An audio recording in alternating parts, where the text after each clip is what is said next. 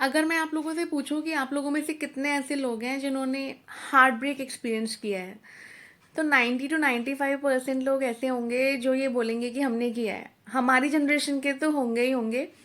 हमारे mummy papa की generation के लोग बहुत कम होंगे जिन्होंने शायद ऐसा एक्सपीरियंस किया हो, क्योंकि पहले अरेंज मैरिजेस होती थी, लव मैरिज बहुत कम होती थी।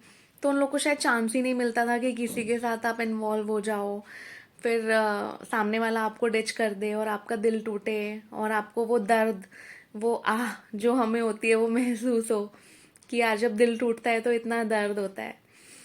अब दिल जब टूटता है और वो जो इतना दर्द होता है जो सहा नहीं जाता, और हमें लगता है कि आ, कैसे सहूँ मैं इस दर्द को और क्या करूँ इस दर्द से बचने के लिए।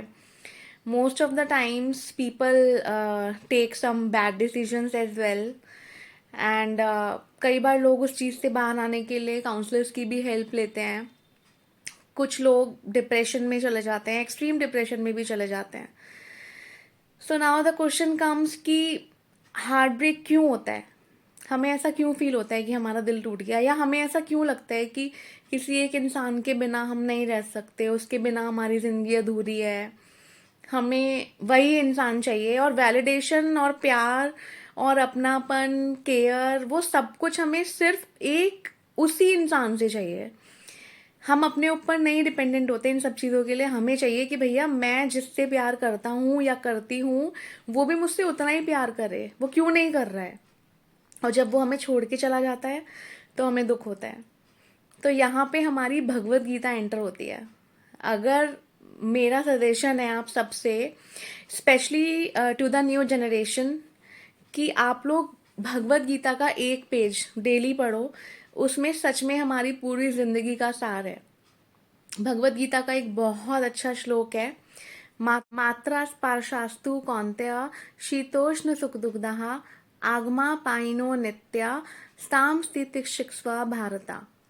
जिसमें भगवान श्री कृष्ण अर्जुन को समझा रहे होते हैं कि ये जो हमारे फीलिंग्स होते हैं ना, हमारे इमोशंस होते हैं, सुख का आना, दुख का आना, फिर सुख का चले जाना, लेकिन फिर सुख आने के बाद जब दुख आता है तो दुख का भी चले जाना। ये सब वैसे ही है जैसे हमारी लाइफ में मौसम आते हैं, कभी सर्दी आती है, कभी गर्मी आती है।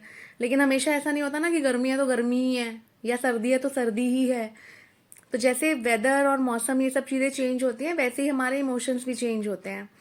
और असली इंसान या सच्चा इंसान या जो इंसान भगवान के बहुत नज़दीक है, वो ऐसा होता है कि उसे इन इमोशंस के चेंज होने से कोई फर्क नहीं पड़ता, वो इसमें विचलित नहीं होता है ना। उसको कोई चीज़ इम्पैक्ट नहीं करती, इफेक्ट नहीं करती। वो बस ऐसे सोचता है कि ठीक है यार, मतलब अगर अभी दुख है तो सुख भी आएगा ही आएगा। और वो प्रिपेयर्ड भी रहता है कि अगर अभी मेरा अच्छा टाइम चल रहा है ना तो दुख भी आना है और मैं उसको लेने के लिए भी तैयार हूँ।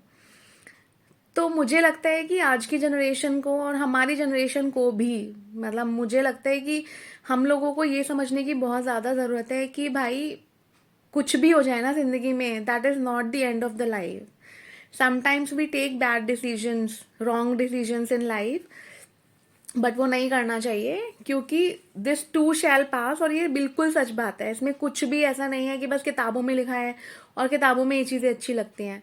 आप लोग एक बार करके देखो, एक बार ये शुरू कर दो कि भाई मैं तो रोज़ एक पेज भगवत गीता का पढ़ूंगा, and trust me, life will change drastically.